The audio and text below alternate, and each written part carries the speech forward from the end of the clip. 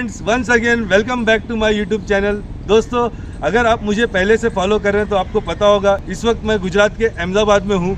दोस्तों, अगर आप गुजरात आते हैं और स्पेशली अहमदाबाद आते हैं और साबरमती आश्रम नहीं जाते तो आपका ये गुजरात टूर इनकम्प्लीट माना जाएगा, क्योंकि साबरमती वो आश्रम है जहाँ पर महात्मा गांधी ने अपने जीवन के बहुत ही इम्पोर्टेंट कुछ साल गुजारे थे और साबरमती आश्रम का हमारे भारत के आज़ादी में बहुत ही इम्पोर्टेंट रोल था। एक ऑफिशियल दस्तावेज है जहाँ पर ब्रिटिश अधिकारियों ने ब्रिटिश सरकार से कहा था कि अगर हमें भारत में टिके रहना है तो हमें साबरमती आश्रम को बंद करना होगा। तो दोस्तों, आज के वीडियो में मैं साबरमती आश्रम जाने वाला हूँ और मैं रियली काफ़ी प्राइड फील कर रहा हूँ, क्योंकि मैं ऐसी जगह पे जा रहा हूँ जहाँ पर कभी पंडित जवाहरलाल नेहरू, सरदार पटेल, सुभाष चंद्र बोस, विनोबा भावे जैसे महापुरुष जाया करते थे और आज हम वहाँ पर जाएंगे। तो बने रहिए वीडियो में। दोस्तों, आज के वीडियो में मैं आपको साबरमती आश्रम की सारी जानकारी काफ़ी डिटेल में देने वाला हूँ और आपको बताने वाला हूँ अगर आप साबरमती आश्रम में जाएंगे तो आपको क्या क्या चीज़ देखने मिलेगा। तो चलिए स्टार्ट करते हैं एक नया वीडियो।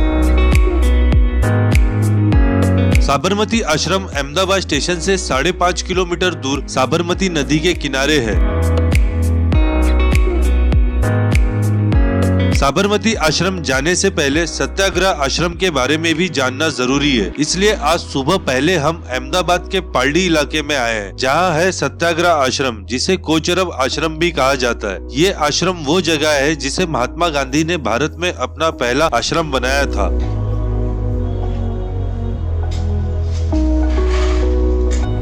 दोस्तों, साबरमती आश्रम जाने के पहले मैं आया हूँ कोचरब आश्रम में, जिसे अब सत्याग्रह आश्रम कहा जाता है। अगर आप साबरमती आश्रम में आ रहे हैं तो सत्याग्रह आश्रम में भी आना ज़रूरी हो जाता है, क्योंकि जब महात्मा गांधी दक्षिण अफ्रीका से भारत आए थे, जब साउथ अफ्रीका को वो आज़ादी दिलाकर हिंदुस्तान में आए थे, तब उनके दोस्त जीवनलाल देसाई ने गांधी जी को रहने के लिए यहीं बंगलों में अरेंजमेंट किया था। गांधी जी यहाँ लगभग 2 साल थे और उसके बाद यहाँ पर बहुत ज़्यादा एक्टिविटीज़ होने लगी, बहुत ज़्यादा लोग आने लगे, इसलिए गांधी जी को यहाँ से शिफ्ट होना पड़ा।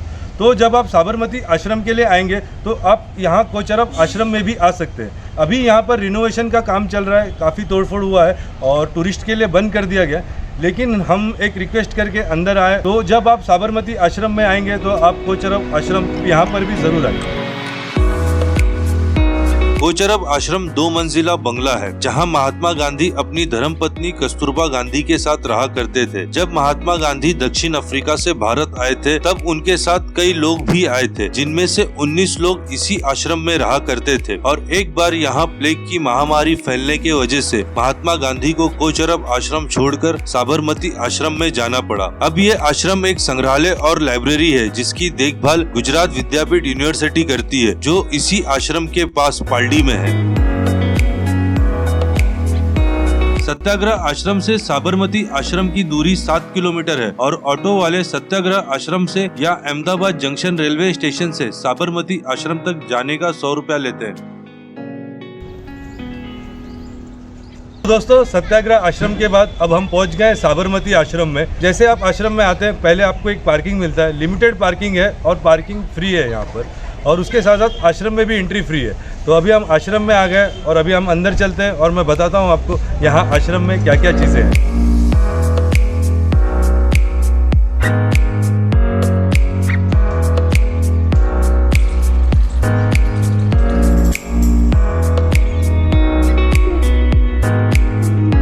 दोस्तों, अभी मैं साबरमती आश्रम के अंदर आ गया हूँ और आप जो मेरे पीछे देख रहे हैं वो है हृदय कुंज। ये वही ऐतिहासिक घर है जहाँ पर महात्मा गांधी रहते थे और इस देश से जुड़े हुए बहुत सारे डिसीजन उन्होंने इसी घर से लिया हुआ है। जैसे आप हृदय कुंज में जाएंगे, सबसे पहले आपको गांधी जी का कमरा मिलेगा। ये वही कमरा है जहाँ पर देश और विदेश से जो बड़े बड़े लीडर्स थे वो गांधी जी से मिलने आया करते थे।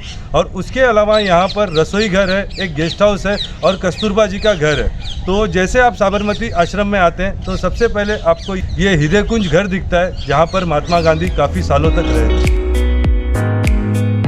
हृदय कुंज साबरमती आश्रम के बीचों बीच है। इस घर का नाम हृदय कुंज उस वक्त के इतिहासकार काका साहेब कालेलकर ने दिया था। महात्मा गांधी ने दांडी यात्रा की शुरुआत भी इसी घर से की थी। इस घर में एक रसोई घर है,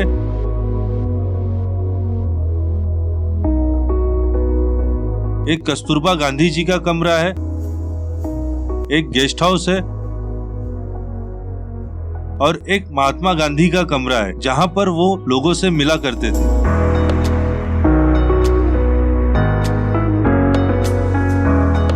हृदय कुंज के पास ही गांधी म्यूजियम और लाइब्रेरी है, जहां गांधी जी के जीवन की महत्वपूर्ण घटनाओं को काफी डिटेल में बताया गया है। यहाँ गांधी जी की 34,000 पांडुलिपि, 6,000 photo negative, 200 photo state files और 35,000 से ज्यादा किताबें हैं।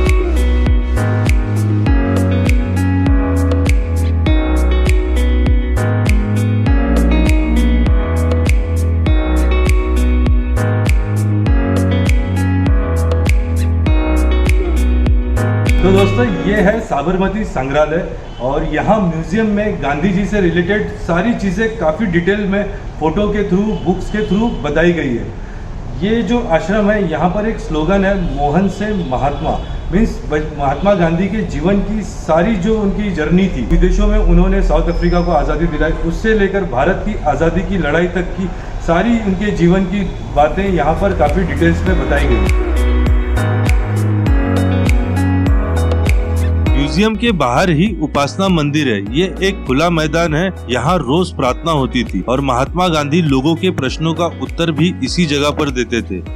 उपासना मंदिर के पास में ही साबरमती रिवर फ्रंट है। इसी साबरमती नदी के किनारे होने की वजह से इस आश्रम का नाम साबरमती आश्रम रखा गया था। रिवर फ्रंट के पास ही आश्रम का एक और महत्वपूर्ण स्थान है, जिसे मगनलाल निवास कहा जाता है। दोस्तों संग्रहालय के बाद हम आए हैं मगनलाल गांधी निवास। मगनलाल गांधी जी महात्मा गांधी के चचेरे भाई थे और वो इसी जगह पर रहते थे।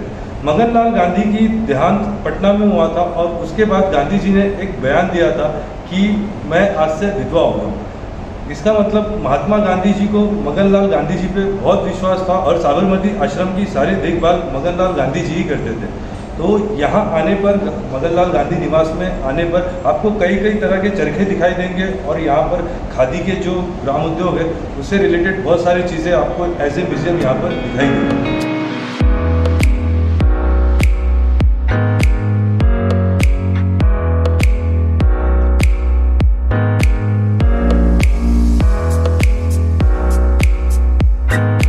दोस्तों मेरे पीछे जो आप ये घर देख रहे हैं इसका नाम है विनोबा कुटीर। महान आचार्य विनोबा भावे जी महात्मा गांधी से प्रभावित होकर साबरमती आश्रम में हमेशा के लिए आ गए थे और वो इसी कुटीर में हमेशा रहते थे।